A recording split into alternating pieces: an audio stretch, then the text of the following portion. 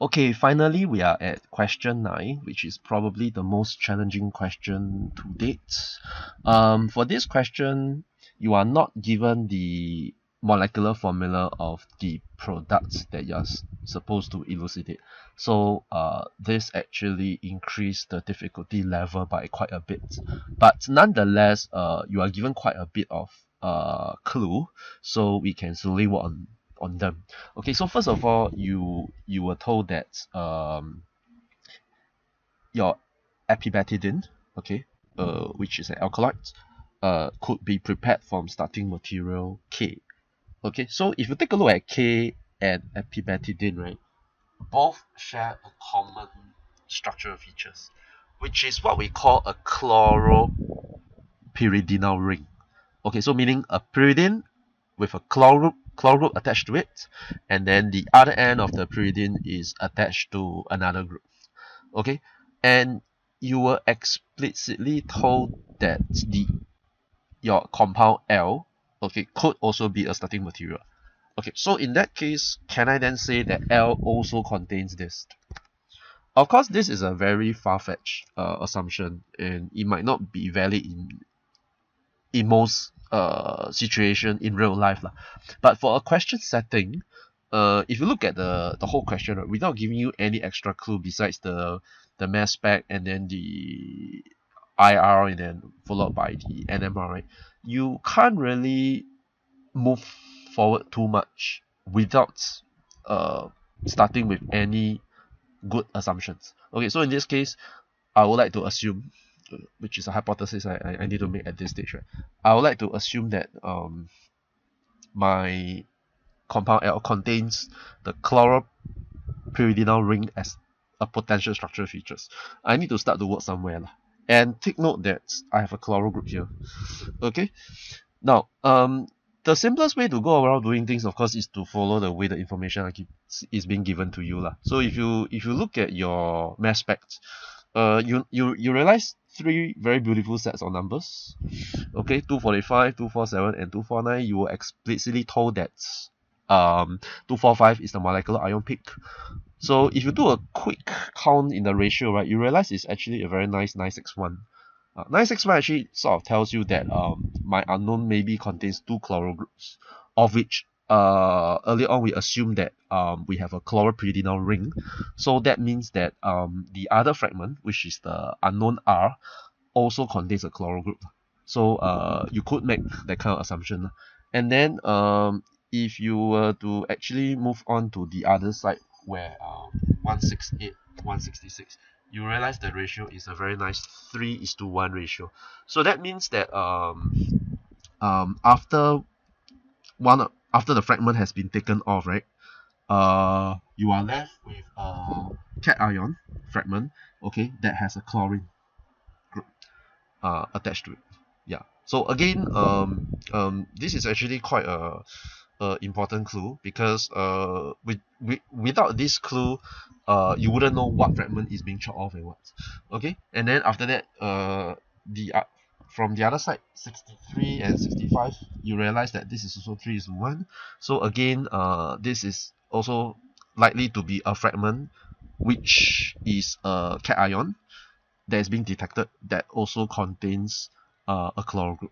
And then finally, with the 15 over there, this 15, right, of course, likely to be due to the methyl cation. Of course, the abundance is really low. Okay, so right now I won't attempt to go and decide what is 63, what is 65, what is 166, etc. I'll just move on and I look at the NMR first. So if I look at the NMR, actually not much information is being told. I mean, this is pretty standard. Most organic compounds have the sp3ch stretched. Okay, then probably over here you expect a carbonyl. Okay, carbonyl oxygen strong stretch, but obviously you cannot conclude whether is it just a ketone, or is it an ester, or is it an amide. Okay, definitely can't be an amide because it's above 1700. Okay, but nonetheless, we can't really tell much from here lah. Then you have a series of C stretches in an aromatic system, and then maybe perhaps some CO stretches, C single bond O stretched. Okay, so IR isn't very useful over here. Okay, so if IR isn't very useful, then either we go back and look at the mass spec again, which we have already gotten most of our info, or we can move on to actually look at the nucleomatic resonance spectrum. Okay, which actually should be able to tell us the most clue lah. Okay, now remember our initial postulate that we have a 3 chloro-pyridinal ring lah. Okay, so if we are right and we have 3 chloro, or rather chloro-pyridinal ring, right, which looks like this, right? Can I then say that I'm expecting aromatic protons here? Okay, because pyridine itself is also an aromatic compound. Okay, if we look at the 1H NMR, it seems to make a little bit of sense, because you notice that this region is actually the aromatic region. Okay, and you have a lone ranger singlet like around 8.5, and if you try to match with the pyridinal ring, it seems to make sense, because I have a proton here that is far away from neighboring groups with protons. Okay, and the other two, which is this and this, are doublets.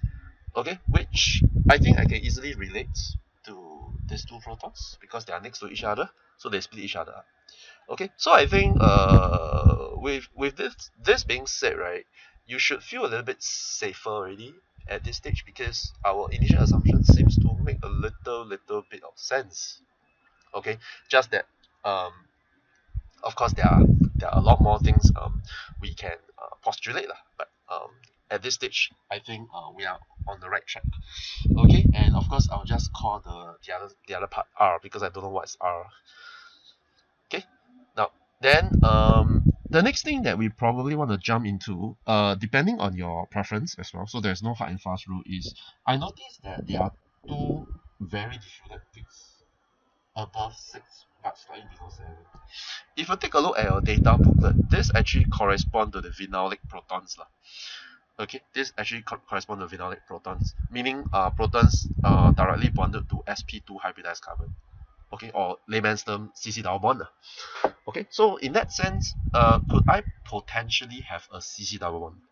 Okay, and each CC double bond have 1 proton each. So meaning I'm expecting a system like A, bonded to C, bonded to H, CC double bond bonded to C, H, and then B.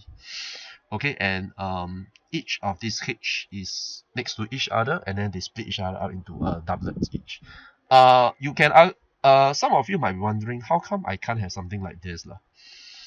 Okay, you can't really have something like this because if that is the case, right, I expect the chemical shift of these two to be quite similar.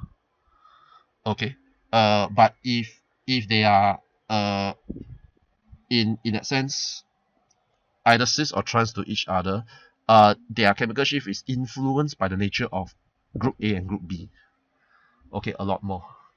Okay, so in that and of course with some added knowledge, if you wish to go and find out more, you can look at coupling constant, but of course coupling constant is not exactly related to our question here lah, because you're anyway not given any of these coupling constant. Okay, so with a little bit of experience, you probably know that, oh, I mean, I'm expecting a system like this rather than an alkene with 2 geminal protons. Okay, then the final part for the structure elucidation is actually this. Okay, you have a very nice quartet here that is very, very unusually diffused. Okay, you realize that it's 5.5, and then you have a doublet here contains 3 protons, so likely to be a CH3 lah. So again, this combination seems to appear again. So you have a quartet and a doublet. So in this case, it is likely that you have a CH3, okay, then likely to be next to a carbon with a H here, okay. But this particular CH3, if you notice, right, it is pretty dissuaded. So that means that my adjacent carbon must be bonded to groups that are highly electron withdrawing. Okay, so in that case, remember we want to do some postulate, right? How can this particular H, okay, not only is it splitted into a doublet, but it's very, very dissuaded. How can that be the case? Okay, so if you do a quick check, if I have oxygen here, that group will probably just be about 3 point something. For it to hit 5, in fact 5.5, and not to forget one thing, remember that I have 2 chloro, and then there's 1 chloro fragment here, and then there's 1 more chloro fragment here. Okay, correct, 1 more chloro fragment at 63, 65. Can I then do a bold postulate, make a bold postulate that this is likely to be a Cl? Okay, well, you don't have to believe at this stage. It doesn't really matter. You can actually just make a postulate first. If not, you can do a quick count. Okay, a CH3 is 15. Okay, a CH is 13. Okay, that gives you 28, and then a Cl is 35. Okay, if you do a quick addition here, 3, 4, 5, 6, this is 63. Bingo? Correct? 63. Okay, so that means that my fragment 63, 65 is likely to be due to this portion with a plus charged. Okay, and then 63 plus 16, I will get 79.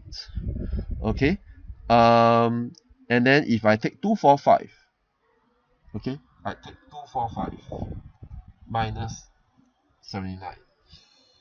Okay, what do I end up with? Okay, I end up with 166. Does 166 ring a bell as well? Yes, it's here, 166. Correct? Am I making sense? Correct? So in that case, I hope I've made a little bit of sense to you already. So the 166 is actually this fragment here R prime. Okay, this R prime after I chop off this whole part. Okay, so right now let's do a bit of summary and try. Okay, at this stage there are a few things you can do lah. The first thing you can do is straight away try to draw out the structure, which I think is within most of your capability at this stage lah. If not, can we just do something a little bit extra? Okay, can we try to come up with the molecular formula of L? Can we do that? Okay, which we can do that quite easily. Okay, because if you look at the 1H NMR, right, we have 3, 4, 5, 6, 7, 8, 9. You have 9H. Okay, how many oxygen do you think you have? Okay, so earlier on, you know that you have a carbonyl group, and then remember earlier on we need to have oxygen here, right? So can I then say I have 2 oxygen? Okay, and obviously I know that I have 1 nitrogen, right? And obviously I know that I have 2 chlorine. Okay, then what is the molecular mass? 245. Okay, so it's 245. Okay, can we now try to calculate the MR of this part? Okay, so 9 hydrogen is 9H is 9, 2 oxygen is 16 times 32, nitrogen is 14, Cl we take 35 is 70. Okay, 11, 15, okay, 10, 12, 125. Okay, so if I take 245 minus 125, I get a beautiful number, 120. If I divide this number by 12, I get 10 carbon. Okay, so I should have 10 carbon. And then with all the clue I have earlier on, can I try to draw out the structure? So earlier on, do you remember this very nice fragment that we make a postulate? We assume this, right? Okay, then do you also remember that I expect to have this particular fragment?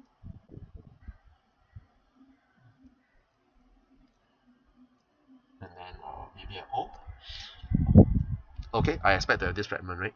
So in that case, does it then make sense that I have a C double bond O here? Like this is an ester. Okay, then if I do a quick count, the number of carbon, the pyridinal ring, I have 1, 2, 3, 4, 5, and then 6 at the carbonyl, and then 7, 8, 8 carbon. Remember, I have 10 carbon. I need 2 more carbon. And do you remember that earlier on I said that we need to have this particular structural features? Aha. So in that case, can I then join them up?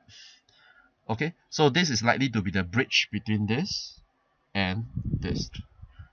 Okay, so with that coming into the picture, can I then try to join up my final structure? So it will look like this with a Cl, and then maybe a double bond with a H. It doesn't matter whether this is a trans, and then with a carbonyl, and then an O, and then a C, a H, a Cl, and a methyl group. Okay, so with this coming into the picture, this should be the final structure of L. Of course, you can from here you can further verify whether you are on the right track by checking against all the data provided to you.